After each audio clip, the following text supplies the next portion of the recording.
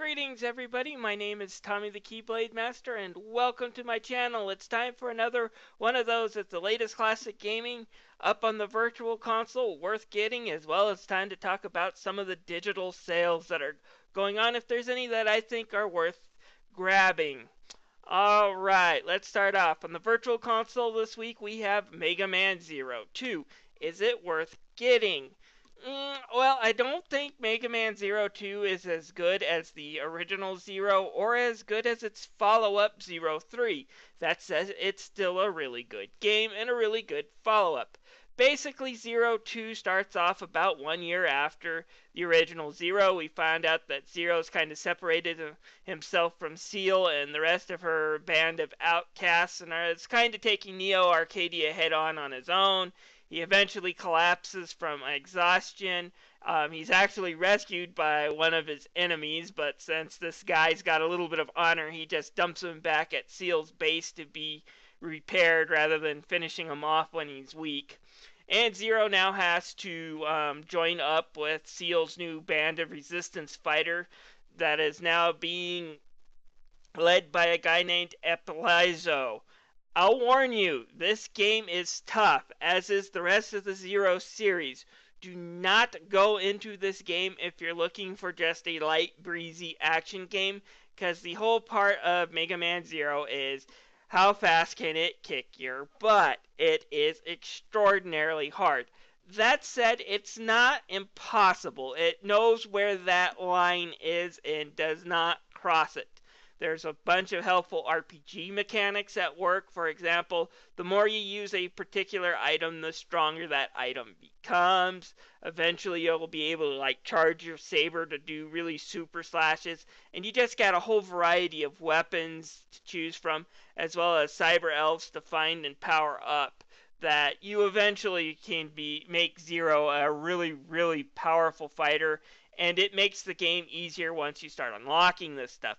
That said, getting to those unlocks can be extremely hard.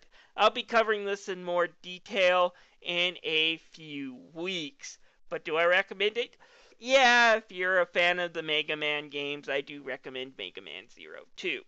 Now let's talk about the sales that are on this week. And I didn't see very many that interest me personally. That's not to say there aren't any good ones. The Xbox 360 is having a Metal Gear Solid sale. If you're a fan of that, you might find a good discount. Also, games like Dragon Ball Z Xenoverse is also on sale, but I haven't had a chance to play that game, so I don't have a recommendation for that. Sorry. On the Wii U, Capcom's having a small sale on some of their original downloadable games. This includes DuckTales and Resident Evil Revelations. DuckTales is a little less than $7, I do believe, and I think Resident Evil Revelations is about half off. Both of those games are pretty much good and worth getting, but the prices aren't exactly spectacular in my opinion. DuckTales was discounted a lot cheaper on the PlayStation Flash sale last weekend, so not exactly excited for that. Speaking about the PlayStation 3, they have a bunch of games that are on sale too. Things from Far Cry to Battlefield Hardline. I'm not interested in picking up any new games at the moment, so I don't have an opinion on these. There is one game on that list that I'm kind of hesitant to recommend. They do have Prince of Persia 2008 on sale for $15 with the DLC. Now, if you want the DLC with it, I guess that's a decent price because I think that's about how much it costs for the DLC.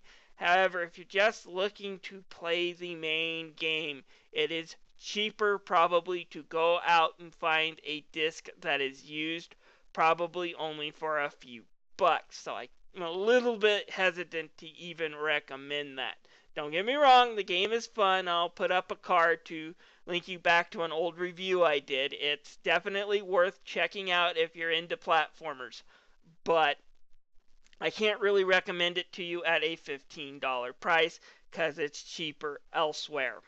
Anyways, that's it for this video. Thank you for tuning in and watching, and if you have any comments, feel free to leave them below. This is Tommy the Keyblade Master signing out.